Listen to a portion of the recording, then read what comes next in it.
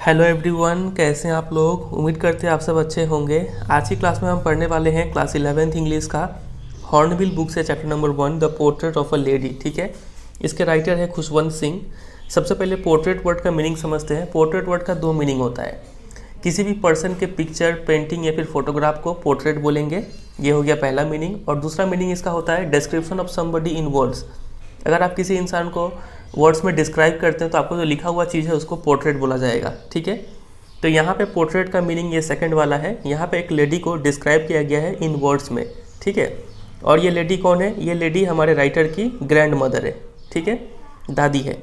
चलिए देखते हैं कि खुशवंत सिंह ने कैसे अपनी ग्रैंड मदर को डिस्क्राइब किया है।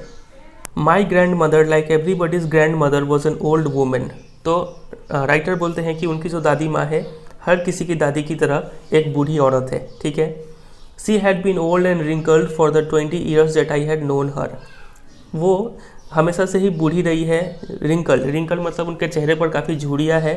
और जो राइटर है खुशवंत सिंह, वो अपनी दादी माँ को 20 सालों से जान रहे हैं और तब से वो उतनी ही बूढ़ी है, उतनी ही रिंकल्ड है। ठीक है, यहाँ पे ये ग्रैंड मदर को डिस्क्राइब किया गया है। ठीक है, तो ये दो वर्ड आप याद रखेंगे, ओल्ड एंड रिंकल्ड। ठीक है, चलिए। People said that she had once been young and pretty and had even had a husband, but that was hard to believe. लोग कहते हैं कि हमारी जो दादी माँ है वो एक ज़माने में जवान थी। प्रिटी मतलब फिजिकल अट्रैक्टिवनेस। ठीक है, मतलब वो देखने में भी काफ़ी सुंदर थी और उनका एक पति भी हुआ करता था, but that was hard to believe. लेकिन इन सब बातों पे विश्वास करना काफ़ी मुश्किल है कि वो एक ज़माने में जवान थी, सुंदर थी, उनका एक पति था। क्यों? क्योंकि वो काफ़ी बूढ़ी दिख रही थी अब, और उनके चेहरे पर काफ़ी रिंकल्स भी थे। ठीक है, my grandfather's portrait hung above the mantelpiece in the drawing room. अब यहाँ पे ग्रैंड फादर को डिस्क्राइब किया गया है। उनका जो पोर्ट्रेट है, मतलब उनका जो पिक्चर है, वो मैंटल पीस के ऊपर टंगा हुआ था। मैंटल पीस क्या होता है? जो फायर प्लेस होता है उसके ऊपर एक छोटा सा सेल्फ रेक होता है, उस रेक को मैंटल पीस बोलते हैं। तो उसके ऊपर दादाजी का जो पिक्चर है वो टंगा हुआ था इन द ड्राइंग रूम। ठीक है, वो कैसे दिख रहे थे? He wore a big turban and loose fitting clothes. एक बड़ा सा पगड़ी अपने सिर पर पहने हुए थे और ढीले ढाले से कपड़े पहने हुए थे। His long white beard covered the best part of his chest and he looked at least 100 years old. उनके जो सफ़ेद सफ़ेद दाढ़ियाँ थी वो उनके चेस्ट को कवर किया हुआ था और वो देखने में कम से कम 100 साल उम्र के तो लग ही रहे थे। ठीक है, मतलब वो भी काफ़ी बूढ़े दिख रहे थे। तो ये जो ब्लू अंडरलाइन किया हुआ है वो ग्रैंडफादर का डिस्क्रिप्शन है, याद रखिएगा। He did not look the sort of person who would have a wife or children. He looked as if he could only have lots and lots of grandchildren. इनको दादाजी को देख के ऐसा नहीं लग रहा था कि उनका कोई बीवी होगा या फिर बच्चा होगा। उनको देख के सबसे पहले मन में एक ही ख्याल आता है कि उनका सिर्फ बहुत सारा क्या होगा, पोते पोतियाँ होंगी। ठीक है, क्योंकि वो काफ़ी बूढ़े दिख रहे थे। As for my grandmother being young and pretty, the thought was almost revolting. और जहाँ तक मेरी दादी का जवान और खूबसूरत दिखने का बात है, ये बात ऑलमोस्ट रिवोल्टिंग, मतलब मन में जाते ही ये बात रिवोल्ट करता है। विश्वास नहीं होता है कि मेरी दादी माँ एक ज़माने में ऐसी भी थी। ऑलमोस्ट रिवोल्टिंग मतलब hard to believe. She often told us of the games she used to play as a child. वो हमें अपने गेम्स के बारे में बताया करती थी जो वो खेला करती थी जब वो बच्ची थी तब। That seemed quite absurd and undignified on her part and we treated it like the fables of the prophet she used to tell us. ये सब गेम्स उनके लिए तो काफ़ी एब्सर्ड मतलब इलॉजिकल, बेतुका सा था और काफ़ी अनडिग्निफाइड, अनइम्पॉर्टेंट सा था उनके लिए ये सब गेम्स। ठीक है, लेकिन हमारे लिए ये गेम्स मानो कैसा था, like the fables of the prophets. मानो प्रोफेट क्या होता है? एक प्रीस्ट। ठीक है, एक भगवान द्वारा भेजा गया कोई मैसेंजर।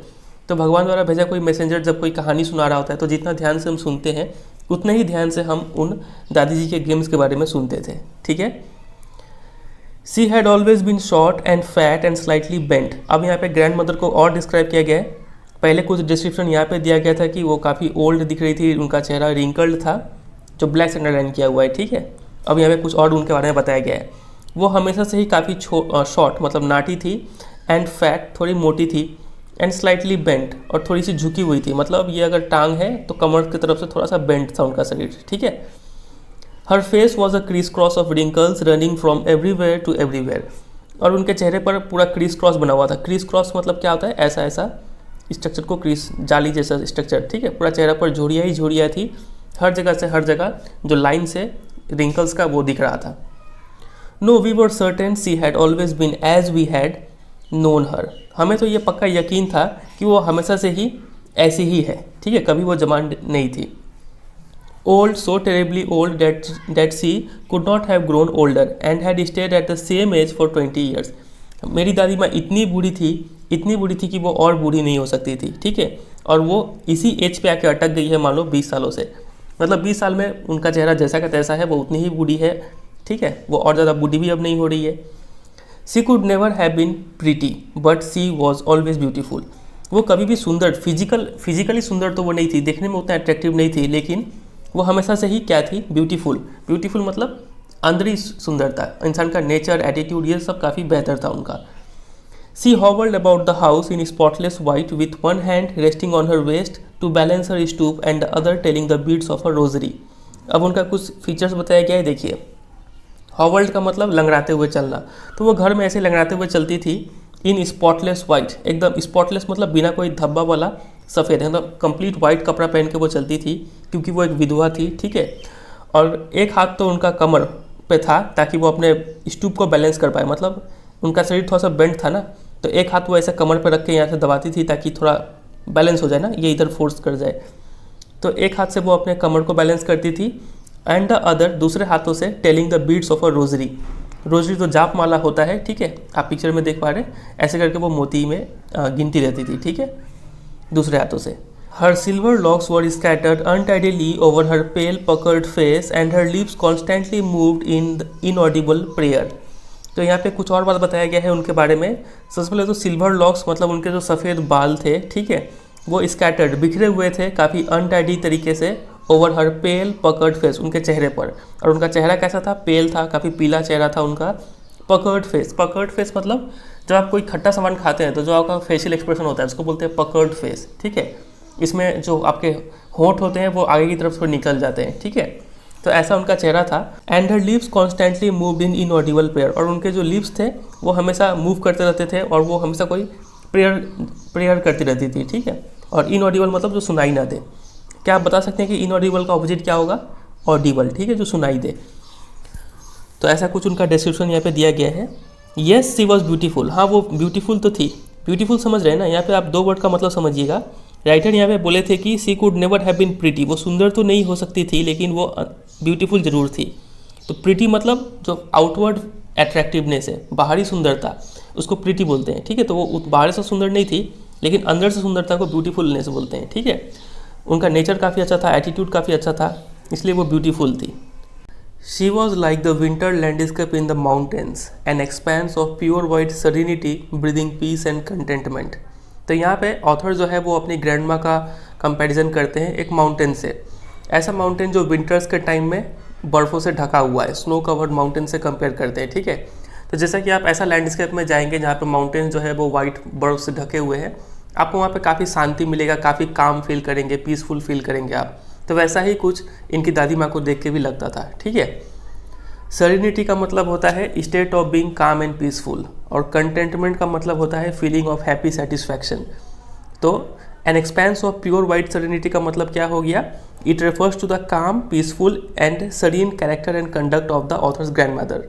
ये चीज़ आप याद रखेंगे, ठीक है, एग्जाम में डायरेक्ट इसका मीनिंग पूछ लेंगे आपसे, तो ये बात आप याद रखिएगा, कहीं साइड में नोट डाउन कर लीजिएगा। तो ऐसा कुछ उनकी ग्रैंड माँ का डिस्क्रिप्शन था, ठीक है। चलिए, हमेशा शांति में थी, हमेशा वो खुश रहती थी, सेटिस्फाइड रहती थी।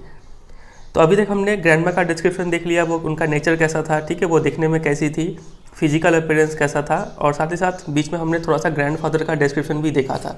तो इतना बात आप ध्यान रखेंगे। अब हम बात करेंगे कि ऑथर और ग्रैंड मदर का रिलेशन कैसा है, ठीक है। तो 3 फेज़ में यहाँ पे रिलेशन को डिस्क्राइब किया गया है। सबसे पहला है चाइल्डहुड फेज़, बचपन में उनका रिलेशन कैसा था, फिर स्कूल जाने लगे तो थोड़े बड़े हो गए तब रिलेशन कैसा था, फिर यूनिवर्सिटी गए तब रिलेशन कैसा था, इस चीज़ को हम पढ़ेंगे। तो सबसे पहला चाइल्डहुड फेज़ को स्टार्ट करते हैं। My grand mother and I were good friends. तो मैं मतलब ऑथर खुशवंत सिंह और ग्रैंड मदर दोनों एक अच्छे दोस्त थे। My parents left me with her when they went to live in the city and we were constantly together.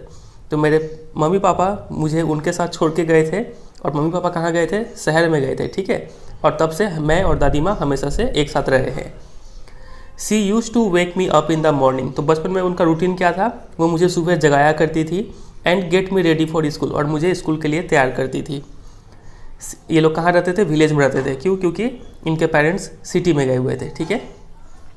She said her morning prayer in a monotonous sing song while she bathed and dressed me in the hope that I would listen and get to know it by heart. तो जब मेरी दादी माँ मुझे नहलाती थी तब वो क्या करती थी, अपना मॉर्निंग प्रेयर मोनोटोनस एक बोरिंग डल वे में गाती रहती थी, ठीक है। और जब मुझे नहाती थी, तैयार करती थी, तब भी वो ये गाना गाती रहती थी, इस होप में, इस उम्मीद में कि मैं भी उस प्रेयर को सुनूं और उसे अच्छे से याद कर लूँ। I listened because I loved her voice but never bothered to learn it. तो मैं सुनता तो था ये सब मॉर्निंग प्रेयर क्योंकि मुझे उनका आवाज़ काफ़ी पसंद था, लेकिन कभी मैंने उसे याद करने की कोशिश नहीं किया, इस मॉर्निंग प्रेयर को, ठीक है। Then she would fetch my wooden slate which she had already washed and plastered with yellow chalk, a tiny earthen ink pot and a red pen, tie them all in a bundle and hand it to me। फिर मेरी दादी क्या करती थी, एक wooden slate देती थी मुझे जो उन्होंने पहले से वॉश करके रखा हुआ था और उसके ऊपर येलो चौक का एक परत चढ़ा दिया था, ठीक है, ताकि उस पर अच्छे से लिख पाए, और साथ ही साथ एक रेड पेन देती थी। और इन सब चीज़ों को एक बंडल में बांध के, ठीक है, जो ग्रैंडमा है वो ऑथर को पकड़ा देती थी। After a breakfast of a thick stale chapati with a little butter and sugar spread on it we went to school. फिर वो ब्रेकफास्ट में क्या करते थे, देखिए, एक मोटा सा स्टील मतलब बासी हो सकता है रात का बना हुआ चपाती खाते थे विथ लिटल बटर और शुगर के साथ, ठीक है। तो ये उनका ब्रेकफास्ट था, इसको भी याद रखिएगा, अंडरलाइन कर लीजिएगा। तो ये खाने के बाद हम दोनों ही स्कूल जाते थे, दादी भी और ये भी, ठीक है। She carried several steel chapatis with her for the village dogs. तो जो ग्रैंडमा थी वो अपने साथ कुछ और भी चपातीज ले लेती थी, वही स्टील चपातीज, ताकि वो क्या कर पाए, जो विलेज के डॉग से उनको भी वो दे पाए, ठीक है। My grandmother always went to school with me because the school was attach to the temple. अब यहाँ पे लिखा हुआ था कि वी वेंट टू स्कूल, दोनों ही स्कूल जाते थे। तो जो ऑथर है वो इसको स्कूल जाते थे पढ़ने के लिए, ये तो समझ में आता है, लेकिन ग्रैंडमा स्कूल क्यों जाती थी, क्योंकि देखिए वो जो स्कूल था ना वो एक टेम्पल के साथ अटैच था, स्कूल और टेम्पल एक साथ में था। The priest taught us the alphabet and the morning prayer while the children sat in rows on either side of the veranda singing the alphabet or the prayer in chorus, my grandma sat inside reading the scriptures। अब चूंकि ये school और temple एक साथ attach था तो वहाँ के जो प्रीस्ट थे वो हमें अल्फ़ाबेट सिखाते थे, मॉर्निंग प्रेयर सिखाते थे, ठीक है। और हम जब बच्चे लोग हैं वो लोग क्या करते थे, वरंडा के दोनों साइड में बैठते थे और अल्फ़ाबेट या फिर कोई प्रेयर को कोरस में सब एक साथ मिलके मतलब याद करते थे, ठीक है। और जो मेरी दादी थी तब तक क्या करती थी, वो मंदिर के अंदर बैठ के स्क्रिप्चर्स पढ़ती थी, ठीक है। ये लोग बरंडा में पढ़ते थे और वो अंदर बैठ के, मंदिर के अंदर बैठ के स्क्रिप्चर्स पढ़ती थी। When we had both finish we would walk back together. फिर जब हम दोनों का काम खत्म हो जाता था, जो ऑथर है उनका पढ़ने का काम खत्म और जो ग्रैंडमा है उनका स्क्रिप्चर्स पढ़ने का काम खत्म हो जाता था, तो हम दोनों एक साथ फिर घर जाते थे। This time the village dogs would meet us at the temple door. इस बार फिर लौटते के वक्त भी जो विलेज डॉग्स थे वो सब इंतज़ार करते रहते थे ग्रैंडमा का, कहाँ पे, टेम्पल का जो डोर है, दरवाज़ा है वहाँ पे, क्योंकि इन लोगों को भी उम्मीद था कि ग्रैंडमा आएगी तो ज़रूर कुछ खाने को देगी, इसलिए वो लोग इंतज़ार करते थे, ठीक है। They followed us to our home growling and fighting with each other for the chapatis we threw to them. तो फिर वो हमारा पीछा करते करते हमारे घर तक आते थे, ग्राउलिंग करते हुए। ग्राउलिंग, आप इस साउंड को सुनिए, इसको बोलते हैं ग्राउलिंग करना।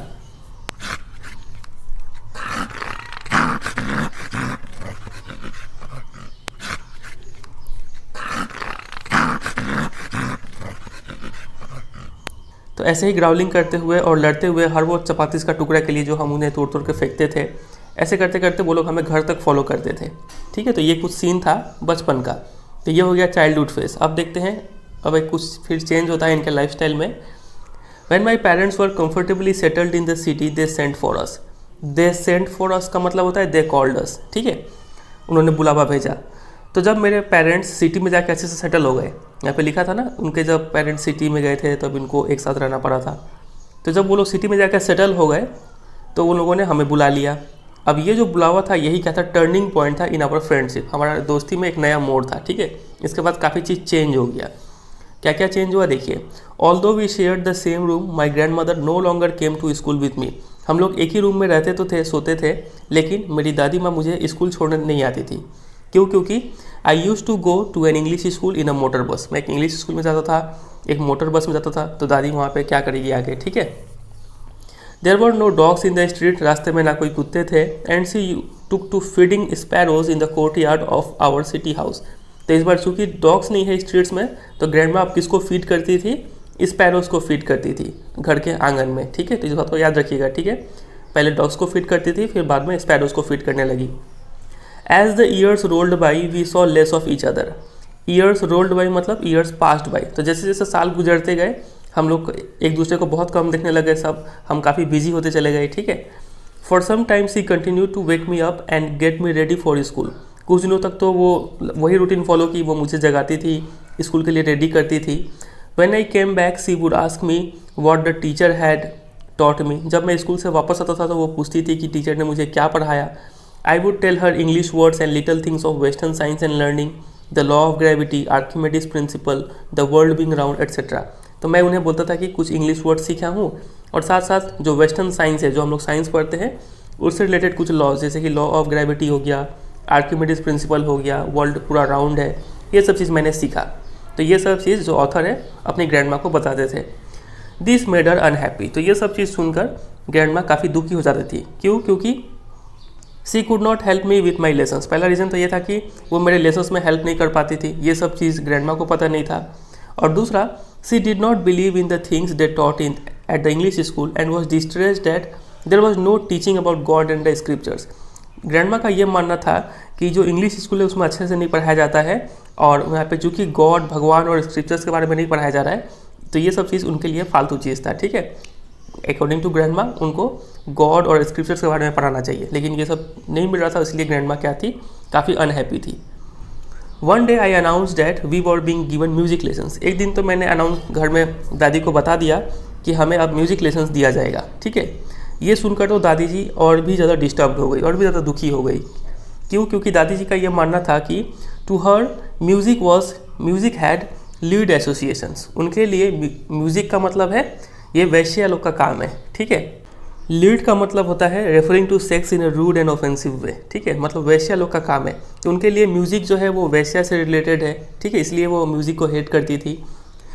It was the monopoly of harlots and beggars and not meant for gentle folk. Harlot का मतलब वही प्रोस्टिट्यूट हो गया, वैश्या लोग होंगे, ठीक है। तो दादी जी का ये मानना था कि ये जो म्यूज़िक है ये भिखारी लोग हो गए और वैश्या लोग हो गए, ये उनके लिए है, भद्र लोग के लिए ये म्यूज़िक नहीं है, ठीक है। इसलिए वो काफ़ी डिस्टर्ब थी। तो इस बात को अंडरलाइन कीजिएगा, ठीक है, काफ़ी इंपॉर्टेंट है कि म्यूज़िक लेसन से ग्रैंड माँ इतना डिस्टर्ब क्यों थी, म्यूज़िक लेसन को लेके दादी का क्या ख्याल था, इसके बारे में एग्जाम में क्वेश्चन पूछते हैं, ठीक है। She said nothing but her silence mean disapproval. उन्होंने कुछ कहा तो नहीं म्यूज़िक लेसन के बारे में सुन के, लेकिन उनका साइलेंस का मतलब ही क्या होता है, डिसअप्रूवल है, वो नाखुश है, ठीक है। She rarely talk to me after that. उसके बाद तो उन्होंने मुझसे बात करना ही बंद कर दिया, काफ़ी कम बात करती थी।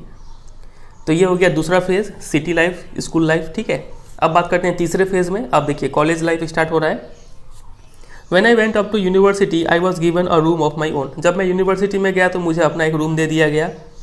The common link of friendship was snapped. तो जो कॉमन लिंक था दोस्ती का वो टूट गया। वो कॉमन लिंक क्या था, अब तक ये एक ही रूम शेयर कर रहे थे, अब तो अलग रूम हो गया, तो जो भी एक होने का जो मीन्स था वो भी ख़त्म हो गया, ठीक है। My grandmother accepted her solution with resignation. Seclusion का मतलब होता है सेपरेशन, ठीक है, और रेजिग्नेशन मतलब बेबस होके, ठीक है। तो बेबसी के कारण उन्होंने जो ये सेपरेशन है उसको एक्सेप्ट करना पड़ा, क्योंकि वक्त के साथ साथ तो चेंज होना पड़ेगा। यहाँ पे ग्रैंड माँ का कोई बस चल नहीं रहा है, ठीक है, उनको अब अलग रहना पड़ेगा अपने पोते से। She rarely left her spinning wheel to talk to anyone. और वो तो बाकी टाइम में वो क्या करती थी, अब स्पिनिंग व्हील, चरखा चलाती थी, ठीक है, और किसी से बात भी नहीं करती थी। From sunrise to sunset she sat by her wheel spinning and reciting prayers. तो उनका रूटीन ऐसा था, सुबह से लेकर शाम तक वो अपने व्हील के पास, चरखा के पास बैठती थी और उसी चलाती रहती थी, और चलाने के दौरान जो प्रेयर्स है उसको रिसाइट करती रहती थी, ठीक है। Only in the afternoon relaxed for a while to feed the sparrows. सिर्फ दोपहर के टाइम में थोड़ी देर के लिए वो रिलैक्स रेस्ट करती थी, और उस पीरियड में वो क्या करती थी, जो स्पैरोज आते थे उनको फीड खिलाती थी, ठीक है। तो ये उनका नया रूटीन है, ब्लू से अंडरलाइन किया हुआ, इसको भी अंडरलाइन कीजिएगा आप, इसको याद रखिएगा। While she sat in the veranda breaking the bread into little bits, hundreds of little birds collected round her creating a veritable bedlam of chirrupings। तो जब वो बरंडा में बैठती थी और ब्रेड को तोड़ती थी छोटे छोटे टुकड़ों में ताकि वो स्पैरोज उनको खा पाए, तब क्या होता था कि 100 ऑफ लिटिल बर्ड्स, ये छोटे छोटे 100 ऐसे बर्ड्स आते थे और उनके आसपास बैठ जाते थे और इतना नॉइज़ करते थे मानो अ वेरिटेबल बेडलम ऑफ चिरोपिंग्स का सीन होता था। वेरिटेबल मतलब होता है ट्रूली, रियल, ठीक है, सच में एक बेडलैम का मतलब होता है a place full of noise. सच में इतना नॉइज होता था चिरपिंग्स का, ऐसा कुछ सीन क्रिएट हो जाता था यहाँ पे, ठीक है।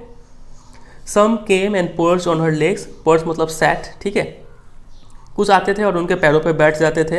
अदर्स ऑन हर शोल्डर्स, कुछ उनके कंधों पे बैठते थे। Some even sat on her head, और कुछ तो सिर पर भी बैठ जाते थे। She smile but never shoot them away, तो दादी माँ मुस्कुराती थी लेकिन कभी भी उन्हें शू मतलब भगाती नहीं थी। It use to be the happiest half hour of the day for her, तो ये आधा घंटा सबसे खुशी भरा आधा घंटा होता था उनके पूरे दिन का, ठीक है। When I decided to go abroad for further studies, I was sure my grandmother would be upset. तो जब मैंने ये डिसाइड कर लिया कि मैं अब्रॉड मतलब फॉरेन कंट्री में जाऊँगा आगे का स्टडीज़ पूरा करने के लिए, तो मैं श्योर था कि मेरी दादी जो है वो काफ़ी अपसेट हो जाएंगी ये बात को सुन के। I would be away for 5 years, मैं 5 सालों के लिए बाहर रहूँगा। And at her age one could never tell, और जो दादी का एज है कोई कुछ बोल नहीं सकता है कि हम वापस आए तो उनसे मिल पाए कि नहीं मिल पाए, ठीक है, क्योंकि वो काफ़ी ओल्ड थी। But my grand mother could, लेकिन मेरी दादी माँ को पता था कि कब क्या होने वाला है, ठीक है। सी वॉज नॉट इवन सेंटिमेंटल, वो एकदम ही इमोशनल नहीं हुई मेरे जाने को लेके। She came to leave me at the railway station but did not talk or show any emotion, वो मुझे रेलवे स्टेशन तक छोड़ने तो आई लेकिन कुछ नहीं बोली और ना ही कोई इमोशन शो की। उनको देख कर नहीं लग रहा था कि उनके मन में कोई दुख है मेरे जाने को लेकर। हर lips moved in prayers, her mind was lost in prayer, उनके होठों पे प्रेयर चल रहा था, उनका दिमाग भी प्रेयर में खोया हुआ था, ठीक है। हर fingers were busy telling the beads of her rosary, और उंगली से वो क्या कर रही थी, जो रोजरी के जो बीड्स है मोती है उन्हें गिने जा रही थी, ठीक है। Silently she kissed my forehead and when I left I cherish the moist imprint as perhaps the last sign of physical contact between us, तो साइलेंटली वो क्या करती है, मुझे किस करती है, ठीक है, फोरहेड पे। और जब मैं गया तो मैं काफ़ी खुश था। चेरिश मतलब इन्जॉयड, ये जो मॉइस्ट इम्प्रिंट था, जो जब किस करेंगे तो एक भीगा सा इंप्रेशन बन जाएगा ना सिर पे, तो वैसा जो मॉइस्ट इम्प्रिंट था उसको लेकर मैं काफ़ी खुश था, क्योंकि ये हो सकता है ये लास्ट फिजिकल कांटेक्ट हो हमारे बीच में, ठीक है। हो सकता है हम 5 साल बाद वापस आए तो दादी शायद जिंदा ना रहे, ठीक है, इसलिए मैं ये जो टच था ये काफ़ी इसको लेकर काफ़ी खुश था। But that was not so, लेकिन मेरा सोच गलत हुआ। कौन सा सोच गलत था, देखिए। After 5 years I came back home, मैं 5 साल बाद वापस आया घर में। And was met by her at the station, और वापस मुझे दादी माँ खड़ी मिली स्टेशन पे ही। She did not look a day older, वो एक दिन भी और बूढ़ी नहीं लग रही थी, जैसे छोड़ के गए थे वैसा ही दिख रही थी। She still had no time for words, अभी भी वो उनका नेचर वैसा ही था, बात करने को समय नहीं है। And while she clasped me in her arms I could hear her reciting her prayers, और जब उन्होंने मुझे गले लगाया, ठीक है, तो मैं सुन पा रहा था कि वो अभी भी क्या कर रही है, प्रेयर्स रिसाइट कर रही है। Even on the first day of my arrival, her happiest moments were with her sparrows whom she fed longer and with frivolous rebukes. और पहला दिन जब मैं घर वापस आया तो अभी भी वो मेरे साथ टाइम स्पेंड ना करके क्या कर रही थी, वो स्पैरोज़ को फीड कर रही थी, और यही उनका अभी भी हैप्पीएस्ट मोमेंट था, ठीक है। लेकिन फ़र्क ये था कि वो और ज़्यादा समय तक स्पैरोज़ को खिलाती थी। And with frivolous reviews, frivolous मतलब स्कोल्डिंग इन अ सिली मैनर, ठीक है, मतलब आप डांट रहे हैं लेकिन आप प्यार से डांट रहे हैं, ठीक है। तो प्यार से दादी माँ स्पैरोज़ को डांटती थी, भगाती थी, फिर खिलाती थी, तो और समय बढ़ गया था ये सब एक्टिविटी का, ठीक है। तो ऐसा कुछ देखने को मिला। इन the evening a change came over हर, अब यहाँ पे एक और टर्निंग पॉइंट है, देखिए। शाम के समय में उसी दिन एक बदलाव आता है दादी में। क्या आता है, देखिए। सी डिड नॉट प्रे, वो उस दिन प्रे नहीं करती है, ये फर्स्ट टाइम हुआ, ठीक है। अभी तक हमने स्टोरी में देखा है कि वो हमेशा प्रे करती रहती है, लेकिन जिस दिन जो ऑथर है वो अब्रॉड से यहाँ पे आए, उस दिन दादी जी ने प्रे नहीं किया। She collected the women of the neighbourhood, got an old drum and started to sing, वो आसपास के जो औरतें हैं उनको इकट्ठा करती है, एक पुराना सा ढोलक ले लेती है और गाना गाना स्टार्ट करती है। फॉर सेवरल आवर्स सी थर्म the sagging skins of the dilapidated drum, फिर कई घंटों तक वो उस ढोल को पीटती रही, ठीक है। और वो ढोल कैसा था, the sagging skins of the dilapidated drum. मान लीजिए ये कोई ढोलक है, मान लीजिए ढोलक है, तो यहाँ जो स्किन है इसका, ठीक है, जो पर्दा है वो एकदम इतना पीट रही है, इतना पीट रही कि वो पर्दा थोड़ा धंस चुका है, इसको लिखा गया है सैगिंग स्किन। और डिलैपिडेटेड का मतलब होता है काफ़ी पुराना, वॉर्न आउट, ठीक है। तो ये ढोलक काफ़ी पुराना था ही, और यहाँ से पीट पीट के ये जो स्किन है वो काफ़ी धंस चुका था। वो यहाँ पे लिखा गया है कि फॉर सेवरल आवर्स सी थम मतलब ढोल को पीटे जा रही थी, सैगिंग मतलब धंसा हुआ skins of the dilapidated drum, ठीक है, and सैंग of the home coming of warriors. और क्या गाना गाती है, जो योद्धा लोग हो गए जो वापस युद्ध में जीत के वापस घर आते हैं, उसके ऊपर वो गाना गाने लगती है, ठीक है। We had to persuade her to stop to avoid over straining, यहाँ तक कि हमें उन्हें मनाना पड़ा कि आप दादी रुक जाइए, ओवर स्ट्रेनिंग, ज़्यादा थकान ना हो जाए, ठीक है। That was the first time since I had known her that she did not pray। ये पहली बार था जब से मैं उन्हें जानता था कि उन्होंने प्रे नहीं किया, ठीक है। The next morning she was taken ill, और जैसा कि डर था वही हुआ, अगली सुबह वो बीमार पड़ गई। It was a mild fever, हल्का सा बुखार था, and the doctor told us that it would go, doctor ने कहा कि वो बुखार कम जाएगा। But my grand mother thought differently, लेकिन मेरी दादी जी ने कुछ अलग ही सोचा। सी told us that her and was near, उन्होंने कह दिया कि अब उनका अंत निकट है, अब वो मरने वाली है। She said that since only a few hours before the close of the last chapter of her life she had omitted to pray, she was not going to waste any more time talking to us। उन्होंने कहा कि क्योंकि अब उनके ज़िंदगी में सिर्फ कुछ ही घंटे बचे हुए हैं, इसलिए वो प्रे करना बंद नहीं कर सकती है और वो हमसे बात करके और टाइम वेस्ट नहीं करेंगी। अब वो क्या करेंगी, प्रे करेंगी। वी प्रोटेस्टेड, हमने मना किया कि आप प्रे मत कीजिए, रेस्ट कर लीजिए थोड़ा। But she ignored our protest, लेकिन उन्होंने इस हमारे प्रोटेस्ट को इग्नोर कर दिया। सी ले peacefully in bed praying and telling her beads, वो शांति से बेड पर पड़ी रही और प्रे करती रही और अपने जो रोजरी बीड्स है उनको गिनती रही। Even before we could suspect her lips stopped moving and the rosary fell from her lifeless fingers, और इससे पहले कि हम कुछ सस्पेक्ट, हमें कुछ अंदेशा भी होता, तभी क्या होता है कि उनका लिप्स प्रे करना बंद कर देता है और जो रोजरी था वो उनके हाथों से गिर जाता है, मतलब वो मर चुकी है। A peaceful pallor spread on her face and we knew that she was dead। एक शांति भरा पीलापन उनके चेहरे पर छा जाता है और हमें यह समझ में आता है कि अब वो मर चुकी है। We lifted her off the bed and as it customary laid her on the ground and covered her with a red shroud। तो हमने उन्हें क्या किया, बेड से उतार दिया और जैसा कि हमारे यहाँ रीत है कि हम क्या करते हैं, उन्हें ग्राउंड पे लिटा देते हैं और उन्हें एक लाल रंग के कपड़े से, कफन जिसको बोलते हैं, उससे ढक देते हैं। After a few hours of mourning we left her alone to make arrangements for her funeral. तो कुछ देर शोक मनाने के बाद हमने उन्हें अकेला छोड़ दिया और हम कहाँ चले गए, फ्यूनरल, अंतिम संस्कार का व्यवस्था करने चले गए। In the evening we went to her room with a crude stretcher to take her to be cremated. Evening के टाइम में हम उनके रूम में जा रहे थे एक क्रूड बेसिक वे में बना हुआ स्ट्रेचर को लेके, ठीक है, ताकि उनको उस पर लेटा के कहाँ ले जाए, क्रीमेटेड, जलाने के लिए ले जा पाए, ठीक है। The sun was setting, sun ढल रहा था, सूरज ढल रहा था, and had lit her room and veranda with a blaze of golden white. तो सन चूँकि ढल रहा था तो पूरा जो धूप का रोशनी है वो रूम में आ रहा था और पूरा वरंडा और रूम जो है वो गोल्डन लाइट से पूरा चमचमा रहा था। We stopped halfway in the courtyard, लेकिन हम क्या किए, आंगन में आधे आंगन में ही जाकर रुक गए। क्योंकि all over the veranda and in a room right up to where she lay dead and stiff wrapped in the red shroud thousands of sparrows set scattered on the floor. क्योंकि वरंडा से लेके वो room तक जहाँ पे उनका जो dead और स्टीफ, ठीक है, टाइट बॉडी लाल कफन में लपेटा हुआ लेटा हुआ था, तो वरंडा से लेके उस बॉडी तक क्या थे, थाउजेंड्स ऑफ स्पैरोज बैठे हुए थे, स्कैटर्ड ऑन द फ्लोर, सभी फ्लोर पे बैठे हुए थे। लेकिन आश्चर्य का बात यह था कि देयर वॉज नो चिरपिंग, कोई चिड़िया कुछ बोल नहीं रहा था, चहचहा नहीं रहा था। We felt sorry for the birds and my mother fetched some bread for them. हमें काफ़ी दुख हुआ उन बर्ड्स को देखकर और मेरी मम्मी क्या करती है, कुछ ब्रेड लेके आती है। She broke it into little crumbs, फिर छोटे छोटे टुकड़े में उन्हें तोड़ देती है। The way my grandmother used to do, ठीक उसी तरीके से जैसे कि मेरी दादी माँ तोड़ा करती थी। And threw it to them, और फिर वो जो ब्रेड के टुकड़े थे उन्हें उन बर्ड्स को देती है।